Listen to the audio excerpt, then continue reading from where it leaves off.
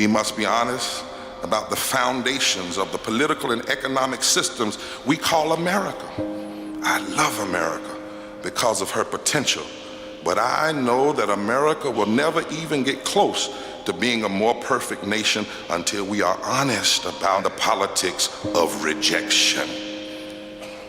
I want to tell you about some of the leaders who are building the Poor People's Campaign. Callie Greer from Selma, Alabama, who had to bury her daughter, Venus, because she didn't have health care. I'm here today to share my daughter Venus's story. Venus discovered a small lump in her breast and she wasn't insured. Venus had to be approved for every prescription and every piece of medical equipment that she needed. I'm standing here today in solidarity with the Poor People's Campaign because no one should have to bury their child in America because they don't have health care insurance. I'm 46 years old. I've lived in poverty here in West Virginia every day of my life.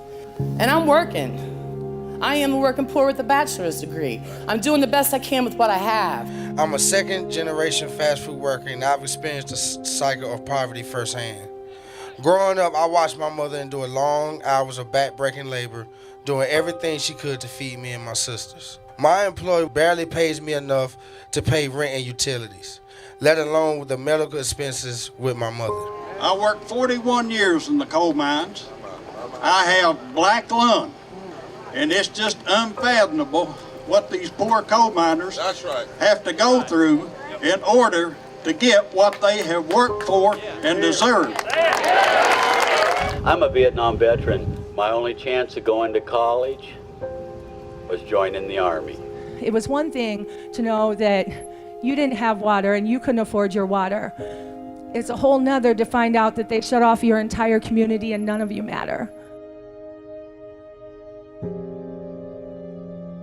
Being poor is not a sin. Poverty is a sin. Being homeless is not a sin. Homelessness is a sin. That's right. This is the largest encampment in Aberdeen. There's about 1,000 people in a town of 16,000 who are homeless. In my community, we were all shut off for the day because none of us could afford our water bills. In the past, my family wasn't able to afford electricity in the winter. It was very hard on all of us. When there are 38 million poor children, when 60% of African Americans are poor, when 65% of Latinx are poor, when 40% of Asians are poor, when there are 67 million poor white people, we must say, this is not right. Our brothers and sisters are sleeping on the streets. For a country this rich to have so many people poor, it's immoral and it's wrong. Our backs are against the wall and we got no choice but to push.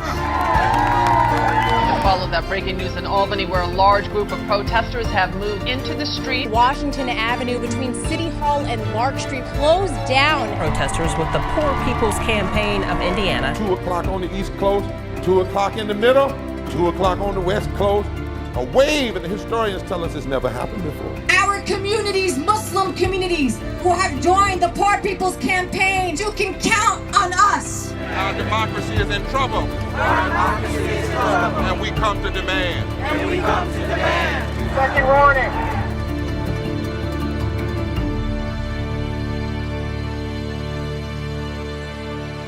We are demanding that we stop the war on our poor. This wall is wrong. It is sinful. $40 billion going into this wall, not into health care.